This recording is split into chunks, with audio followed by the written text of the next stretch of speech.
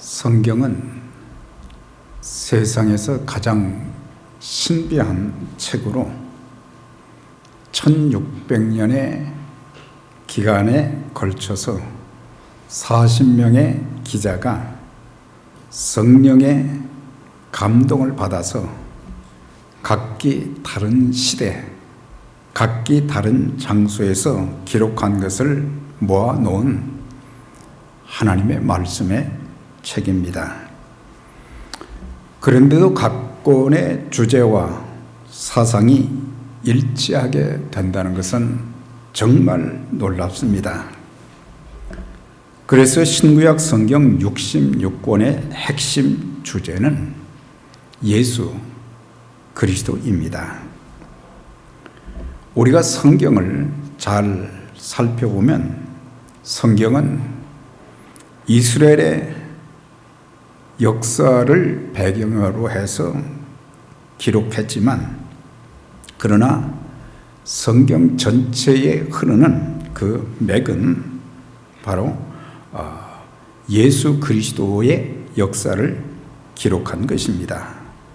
그래서 예수 그리스도를 빼놓고는 이 성경 어디든지 바로 해석을 할 수가 없어요.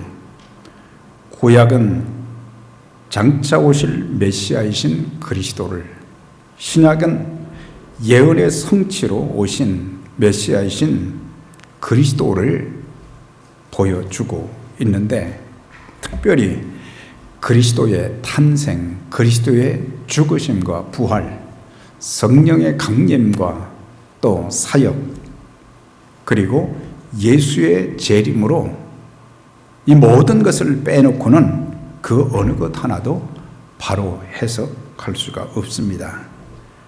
성경은 인간의 이성과 지식으로는 전혀 이해할 수 없는 신비 중에 신비인 것입니다.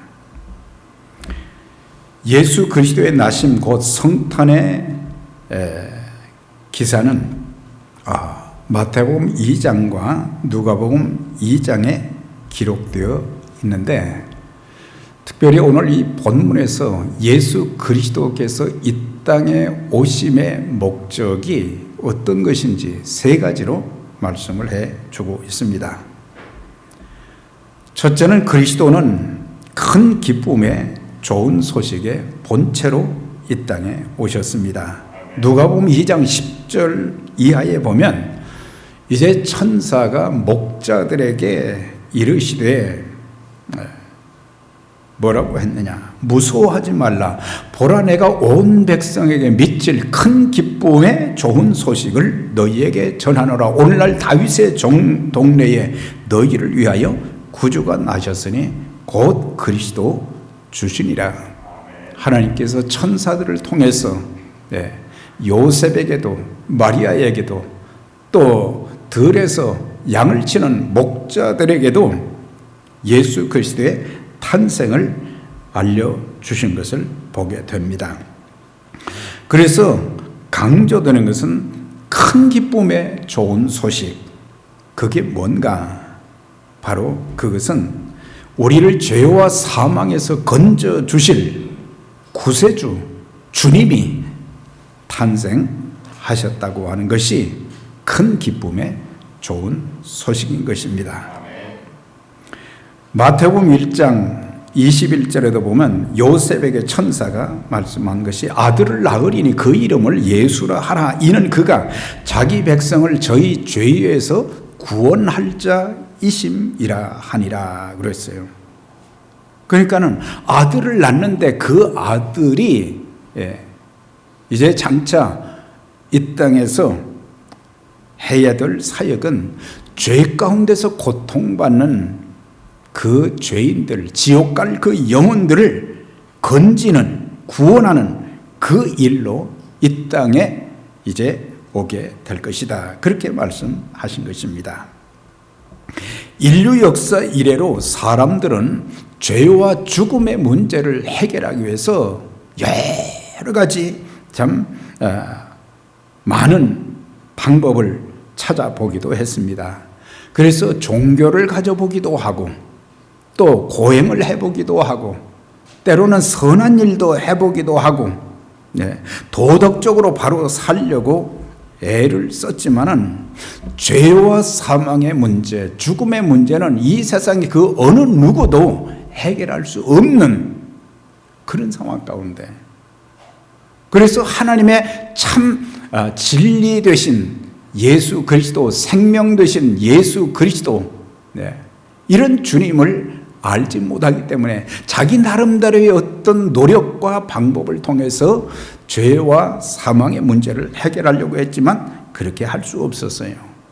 오직 하늘과 땅의 권세를 가지신 예수 그리스도만이 우리를 죄 가운데서 해방시키시고 우리를 지옥 형벌에서 건져내실 수 있는 분이십니다.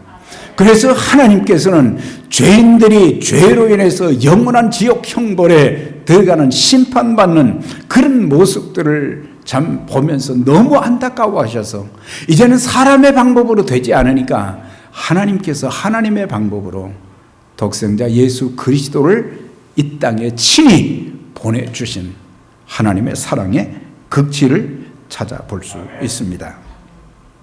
이렇게 무서운 죄의 심판과 영원한 지옥 형벌에서 우리를 건지시기 위해서 그리스도께서 하늘 보좌를 버리시고,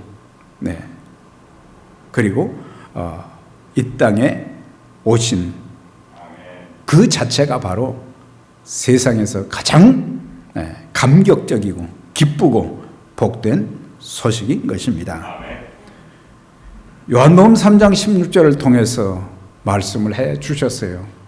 하나님이 세상을 이처럼 사랑하사 독생자를 주셨으니 이는 저를 믿는 자마다 멸망치 않고 영생을 얻게 하려 하심이니라. 여기에서 보면 하나님의 사랑은 뭐였습니까? 하나님께서는 온 인류를 정말 사랑하셨다. 인류만이 아니라 저와 여러분 개개인 한 분 한 분 하나님 앞에 바로 선 것도 없지만은 하나님께서는 지극히 사랑해 주셔서, 그러면서 그 사랑의 결과가 뭡니까?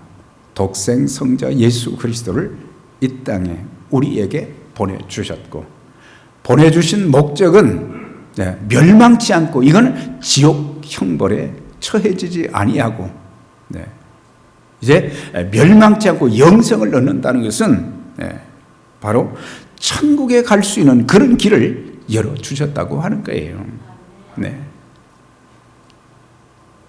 우리 나름대로는 참 착한 일도 하고 선한 일도 하고 그러면 되겠지. 가끔 사람들이 그러잖아요. 저 사람 참 착하게 살았으니까 천국 갔을 것이다. 그런데 착하게 사는 것이 아니라 예수를 믿어야 됩니다. 예수님을 구세주와 주님으로 영접해야, 하나님의 성령이 우리 가운데 임재하셔야, 그래서 임마누엘 되어지고 우리가 예수의 이름으로 이제 그를 믿음으로 천국에 들어갈 수 있게 되는 것입니다. 그런데 이처럼 하나님이 세상을 이처럼 사랑했다고 하는 것은 이제 우리에게 독생 성자를 보내주신 것인데, 그 독생 성자이신 그리스도께서는 이 땅에서 사시면서 또 사역을 감당하시면서 빈부귀천을 가리지 아니하셨다고 하는 거예요. 인종과 피부 색깔, 민족을 초월해서 모든 민족의 죄와 사망에서 건짐받기를 소원하셨고, 그래서 자기 자신을 희생 제물로 하나님 앞에 드리기를 기뻐하셨다고 하는 겁니다. 많은 사람들이 자신들의 삶의 가치를 세상적인 것 그리고 물질적인 것에 찾을 때가 참 많고, 그것을 얻기 위해서 자신들의 인생 전체를, 심지어는 목숨을 걸고 애쓰지만,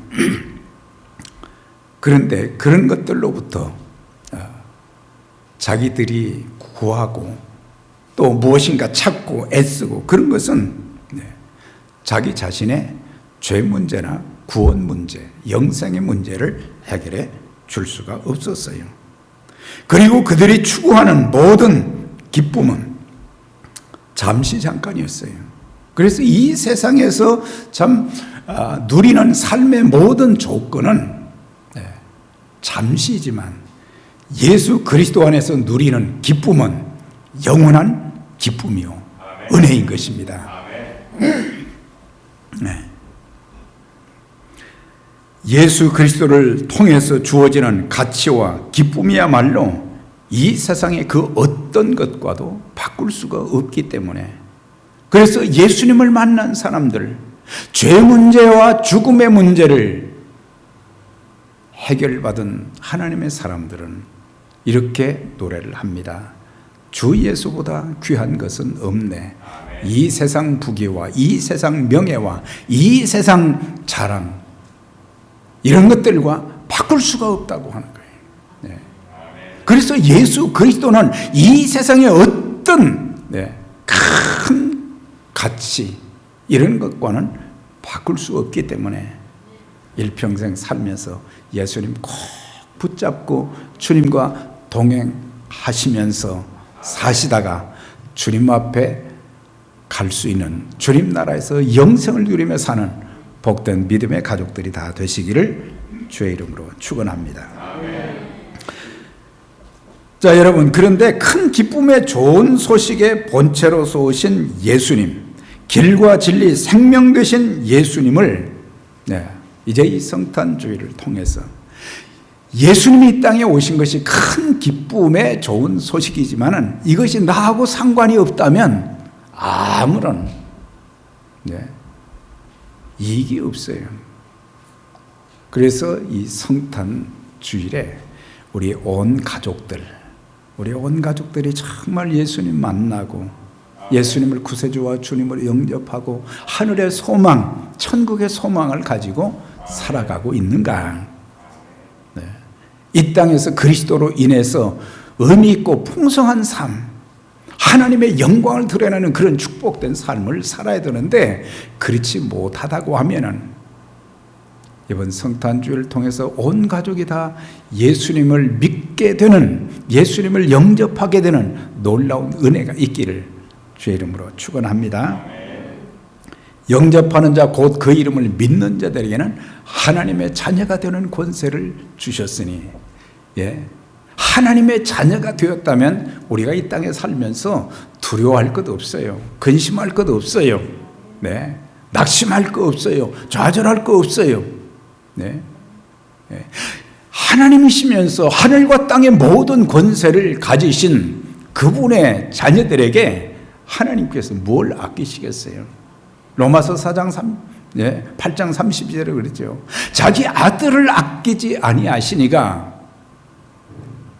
어찌 다른 것을 아낄 수 있겠는가? 가장 좋은 것을 주시겠다. 가장 좋은 것을 우리에게 허락해 주시겠다고 말씀을 해 주신 거예요. 볼지어다 내가 문 밖에 서서 두드리노니 누구든지 내 음성을 듣고 문을 열면 내가 그에게로 들어가 그로 더불어 먹고 그는 나로 더불어 먹으리라. 그러니까 주님은 계속해서 지금도 예수님을 영접하지 못한 자들에게 찾아가셔서 마음의 문을 두드리신다 그랬어요. 그런데 사람들은 그걸 듣지 못하기 때문에 마음을 열지를 못하는 거예요. 여러분들, 믿지 않는 분들도 주님의 음성을 들어야 되고, 예수 믿는 우리들도 일평생 살면서 하나님의 말씀을 통한 성령의 음성을 듣고 그 말씀에 순종하며 사는 가운데 하나님의 약속을 받아 누리는 평생의 삶이 되시기 바랍니다. 그래서 우리가 음성을 듣고 마음의 문을 열면 내가 그에게로 들어가 그런, 그래서 우리는 주님과 동고동락할 수 있게 되는 것입니다. 그래서 그리스도께서 이 땅에 오신 것이 이 세상의 그 어떤 기쁨보다도 큰 기쁨의 좋은 소식이라 말씀해 주고, 두 번째는 그리스도는 겸손과 섬김의 주님으로 이 땅에 오셨는데, 누가복음 2장 12절에 보면 너희가 가서 강보에 쌓여 구유에 누인 아기를 보리니 그랬어요. 구유에 누이신 아기가 누군가? 곧 예수 그리스도신데 죄로 인해서 지옥 갈 영혼들을 구원하시기 위해서 그분은 하늘 보좌를 과감하게 버리시고 죄 많은 세상에 내려오셔서 그것도 화려한 궁중이 아닌 냄새나는 말구유에 누이심은 그분의 겸손과 낮아지심의 극치를 보여주신 것입니다. 그걸 빌립보서 2장 6절 이하에 이렇게 말씀하셨어요. 그는 근본 하나님의 본체시나 하나님과 동등됨을 취할 것을 여기지 아니하시고 오히려 자기를 비어 종의 형체를 가져 사람들과 같이 되었고 사람의 모양으로 나타나셨음에 자기를 낮추시고 죽기까지 복종하셨으니 그 십자가에 죽으심이라 그렇게 말씀하셨어요. 여기서 하나님의 본체 동등되신 분이 자신을 비우사 하늘 보좌를 버리셨다고 그랬어요. 하나님이신 분이 하나님의 아들의 자격으로 오셨어요. 그리고 종의 모습을 입으셨다고 그랬어요. 그리고 가난한 목수의 아들로 오셨어요. 이렇게 자신이 누릴 수 있는 하늘과 땅의 모든 권세를 가지신 그분이 자신의 권리를 다 내려놓으시고 그분이 가지신 특권 모두를 다 내려놓으시고 죄인을 구원하시기 위해서 자신의 모든 것을 다 버리셨다고 하는 것입니다. 우리 주님은 이 세상에서 가장 높으신 분, 왕 중에 왕이십니다. 네. 모든 것을 가지신 분이시요. 네. 그럼에도 불구하고 이 땅에 오셔서 모든 것을 내려놓으시고 자신의 목숨까지 이렇게 드리게 된 건 누가 나를 위해서 죽어줄 수 있겠습니까? 누가 나를 위해서 목숨을 내놓을 수 있겠어요? 오직 우리를 죄 가운데서 사망 가운데서 건지신 예수 그리스도만이 하실 수 있는 일들이다. 마태복음 8장 20절에 예수께서 이르시되 여우도 굴이 있고 공중의 새도 거처가 있으되 인자는 머리 둘 곳도 없다 하시니라 그랬어요. 네. 아니 모든 것이 다 주님 것인데도 마지막 십자가에 못 박혀 돌아가신 후에 장사할 그런 자리가 없을 때 요셉이 기쁜 마음으로 내어놓았잖아요.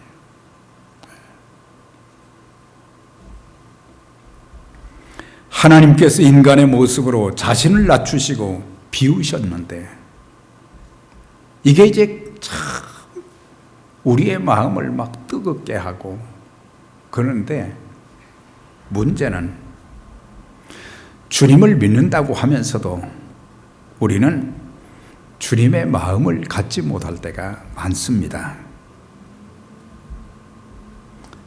주님은 겸손하시고 평생을 섬기셨는데 우리는 겸손함이 보여지지 않고 섬김의 모습이 보여지지 않고 교만할 때가 얼마나 많습니까? 사람들이 나를 보면서 참 저 사람은 주님을 닮아가는 사람이다. 정말 겸손한 사람이다.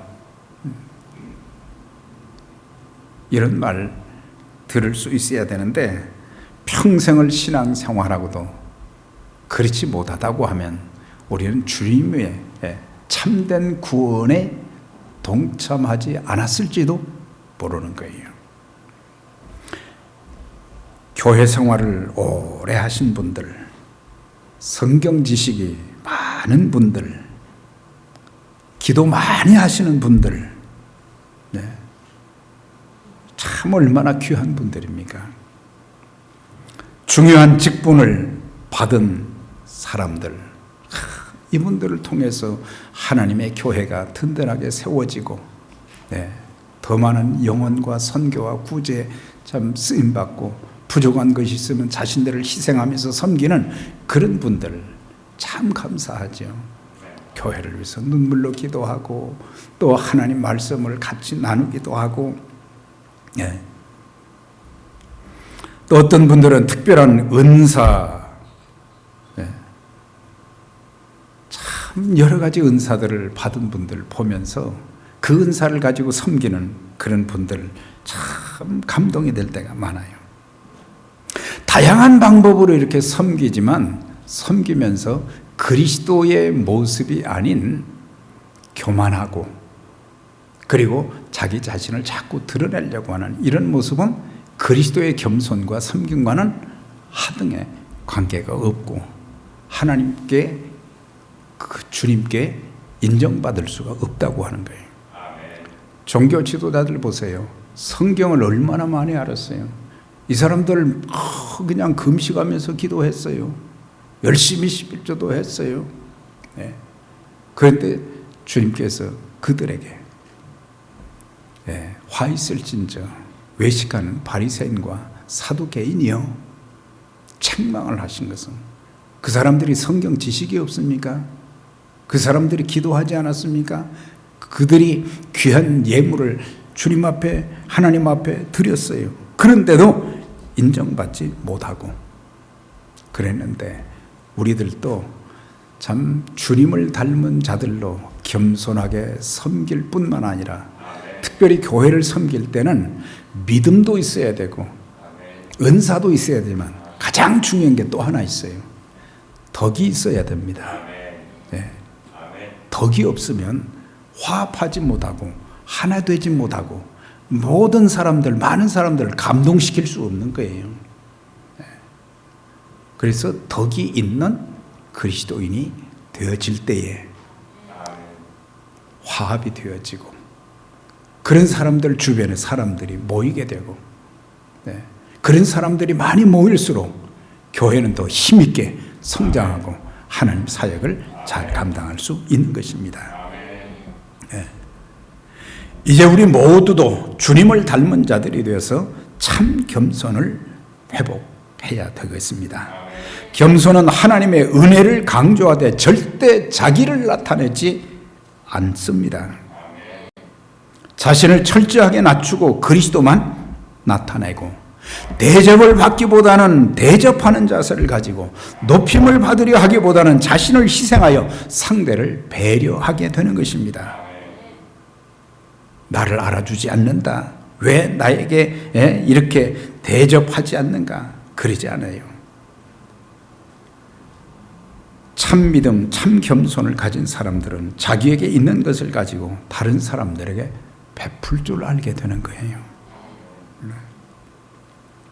그래서 그분은 큰 기쁨의 좋은 소식으로 오셨고 겸손과 섬기기 위해서 목숨까지 들여 섬기기 위해서 오셨고 그 다음에 세 번째는 화평의 주님으로 이 땅에 오셨습니다.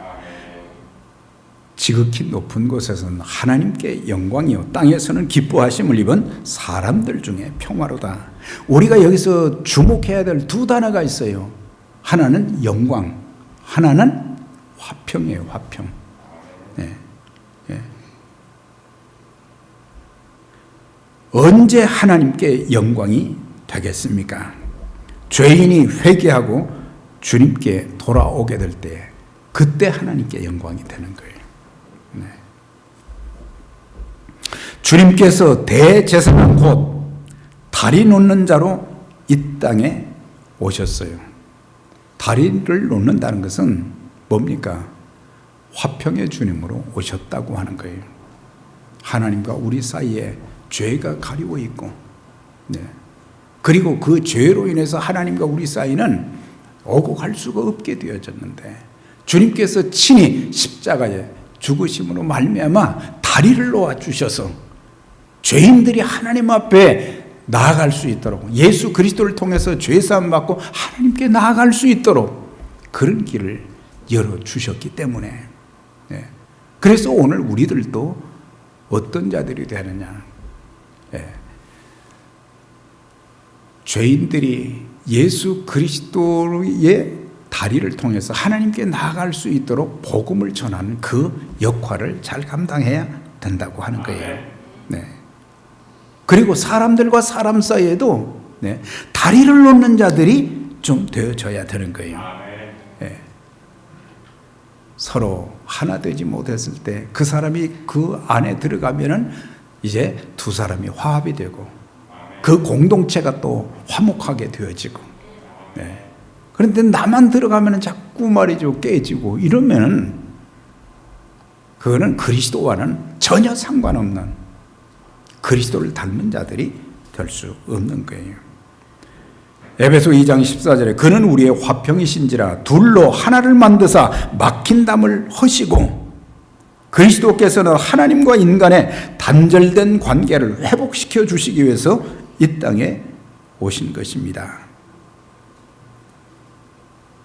불화한 관계를 화목하게 하기 위해서 오셨는데 혹자들은 하나를 둘로 갈라놓지만 주님은 둘로 갈라진 것을 하나로 만드셨어요. 어떤 관계도 그리스도가 없이는 화평을 이룰 수가 없습니다. 근본 성탄을 통해서 여러분들의 가정이 예수님 통해서 아주 화목하게 되는, 화평하게 되어지는 하나 되는 역사가 있기를 바랍니다. 우리 성도들끼리 참 아름다운 모습으로 우리가 교회 생활을 하고 그러지만은 일평생 공동체인 주님의 몸된 교회를 섬기면서도 우리가 화평한 가운데 한 마음 한 뜻이 되어서 하나님의 교회를 잘 세워갈 수 있기를 바랍니다. 교회 직분자들과 사역자들과 모두 한 마음이 되어서 서로 화평한 마음으로 이렇게 하나 되어서 하나님의 교회를 세워가는 그런 역사. 네. 자, 이제 끝으로 보게 되면은 이제 천사들이 목자들에게 이제 와서 그리스도의 탄생과 더불어 그분이 어떤 모습으로 오시는지를 쭉 전한 후에 천사는 떠났어요. 자기의 할 일을 다 끝내고 떠났는데 이 목자들은 하나님께서 천사를 통해서 주신 말씀을 기억하고 양치는 것도 목자의 그 일을 하는 것이 중요한데 더 중요한 것은 예수 그리스도께서 베들레헴 땅에 탄생하셨다는 그 소식을, 예수님의 탄생 소식을 전하기 위해서 그들은 예루살렘 베들레헴으로 갔다고 하는 거예요. 그들은 지체하지 않고 베들레헴으로 가서 아기 예수께 경배하고 천사의 소식을 전했다고 했어요. 이제 우리가 이 땅에 오신 그리스도의 모습 세 가지를 생각하면서 우리가 이제 새로운 한 해, 올 한 해도 잘 했지만 새로운 한 해 중점을 두어야 될 것이 영혼을 구원하는 선교, 그리고 주님의 복음을 효과적으로 전하기 위해서 고통 가운데 있는 사람들에게 구제하는 그 일을 더 힘써서 해야 될 줄 믿습니다. 예. 화평케 하는 기쁜 소식의 전달자가 되어지고 죄로 인해서 어두운 세상을 밝히는 자들이 되기를 원하고 계십니다. 둘째는 겸손과 섬김의 본을 보이며 그리고 생명의 복음을 이렇게 또 땅끝까지 전하는 일에 우리 교회가 더 힘을 모아서 힘쓰는 가운데 사역의 지경도 넓어지고 더 많은 영혼들이 여기저기서 에베네셀 선교교회 때문에 많은 영혼들을 구원하는 복음을 전할 수 있었다는 그런 선교사들의 아름다운 간증도 있게 되시기를 주의 이름으로 축원합니다. 하나님 아버지 감사합니다. 오늘도 우리에게 주신 말씀 가슴에 새기고 왜 주님께서 이 땅에 오셔야 했는지, 큰 기쁨의 좋은 소식을 우리를 구원하시기 위해서 오시고 이 땅에 사시는 동안 겸손과 섬김으로 자신을 낮추시고 비우시고 주님의 참된 모습을 보여주셨고 화평의 주님으로 오신 그 주님을 우리 모두가 모시고 이제 주님께서 하셨던 그 귀한 사역을 잘 이루어 드리는데 복되게 쓰임받는 저희 모든 가족들 교회가 되게 해 주옵소서. 예수님 이름으로 기도드리옵나이다.